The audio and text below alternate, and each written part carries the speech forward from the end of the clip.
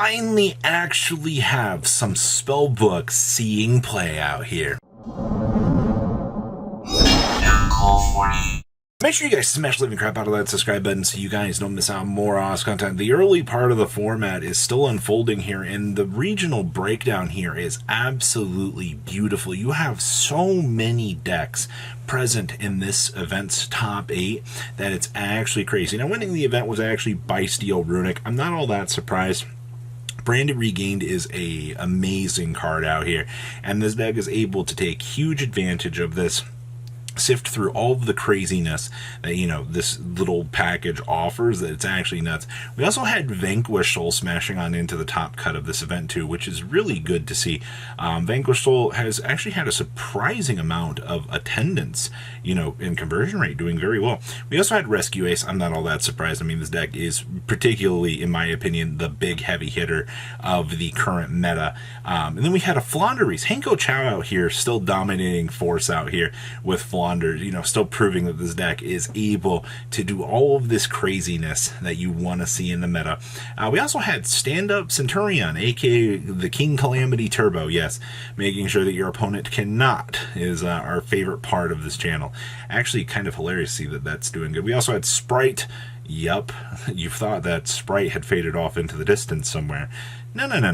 This deck is still here. It's still very much alive, and it's still doing its thing. We also have a Spellbook Runic pile as well, and that's the thing that really caught my attention for this regional is, you know, we've talked about the Spellbook package seeing play in Runic, but I really hadn't seen anybody really trying it out. So that's actually kind of cool to see. And we also had an Orcust Horus deck show up in this event as well, and to be honest with you, I think that's probably one of the bigger bangers here out of this entire event, is just all of this craziness present for this event actually looks relatively amazing. So your top 8 entirely generic. Let's pass on over to top cut. All right, so our first list we'll be looking at here is, of course, the Joshua Schmidt special. I feel like out here, you know, the power of just runic good stuff out here with the power of Branded Regained. Now let's call it what it is at this point in time. All right, you know, the main reason why this deck is able to do all of this stuff is because of the infinite hand trap volume that you also have, and of course, you know, how good Branded Regained is. Now this build's it's kind of nice to see that we're not really doing some of the duality plays. I liked the idea of being able to use duality and go through some of the cool little lines of play that you could see with that, but it looks like that did not initially stick around. Actually, a couple of interesting things that this list is doing. I do see that we are playing the Majesty's Fiend down here, so, you know, being able to use any of your runic spells to go ahead and special summon a tribute fodder, and then guess what, you know, now neither player can suddenly activate monster effects, which really does clamp down on your opponent. Your opponent not being able to, guess what, play the game. Our favorite functionality out here is good. We also have the Solemn Scolding good stuff here, and this is actually really only possible because you're not going to be setting your runic spells, right? You're going to just roll the fountain up and do your thing, and then you're going to set a Solemn Scolding.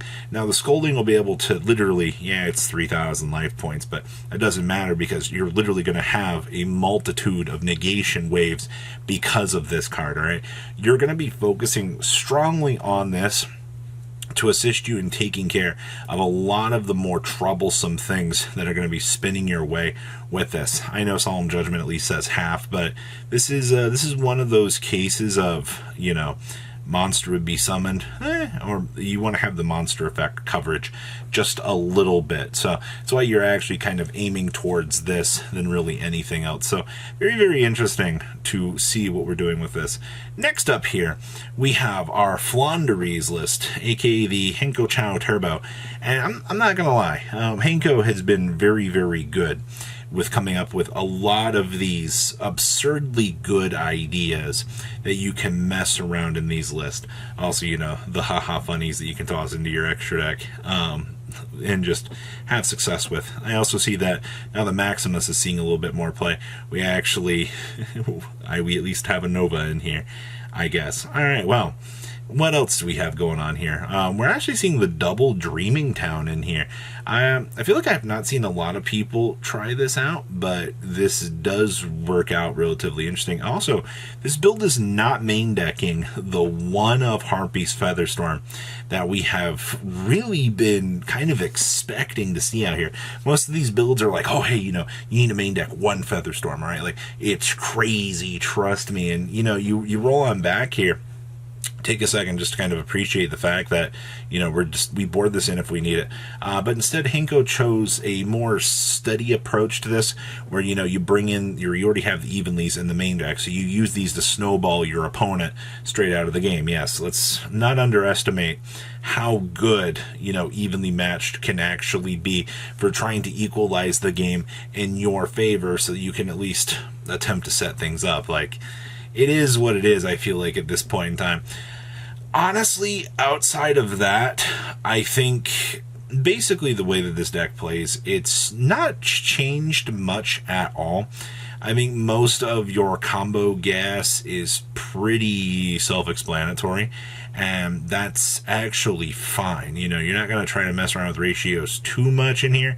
You want things to be as straightforward as they can possibly be. So good stuff to see. Double Dreaming Town doing its thing. Next up here, we have Spellbook Runic Jowgen, and I want to give a shout out here to this little stupid thing. All right, Jowgen is still going to be the target you're going to be bringing off of things. Also, yes, that is Ghost Trick Shot. Don't underestimate what ends up happening here when a free Ghost Trick Shot suddenly, turns into a Utopic Future Draco here. And now you've got a walking, talking negate sitting next to a Jowgen here, for example. I don't think a lot of people really consider how stupid this little package here actually can be for your deck. So I do appreciate the actual value in the Ghost Trick Shot. We've seen this before. It's come up every once in a while. But to me, this is one of the most hilarious little interactions that you actually can. Also, I believe this duelist probably did not get drolled all day. Also, the fact that, hi, Spellbook of Judgment, how are you? Maximizing on that thing. I mean, we're not doing any of the other real value things that you get. This is your field spell. Poor tower, not even getting any value out here anymore. It's just, oh, hey, Spellbook of Judgment with Runic Fountain, we did it.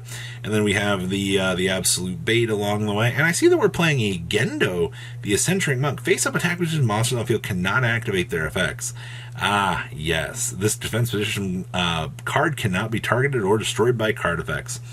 I see. We drop this up, and then we hide behind it. This is a nice little side deck card. I also see that we're siding in Epsilon as well.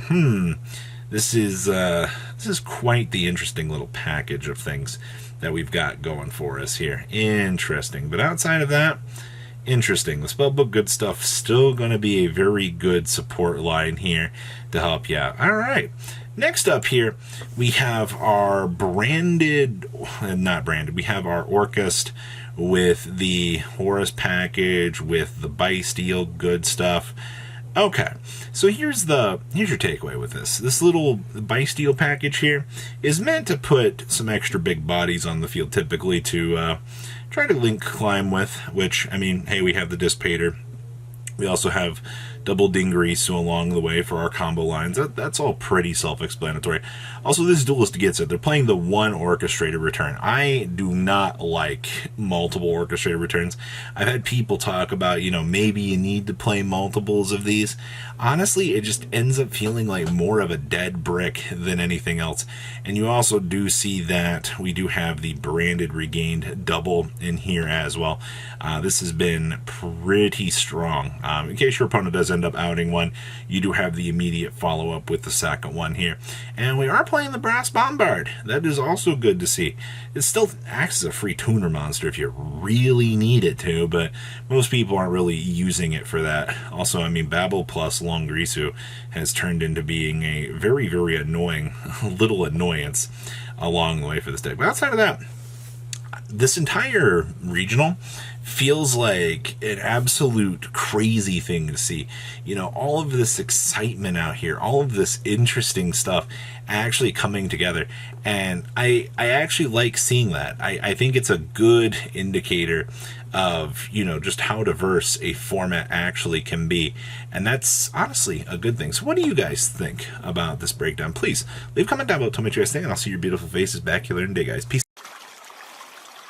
Patrons, thank you.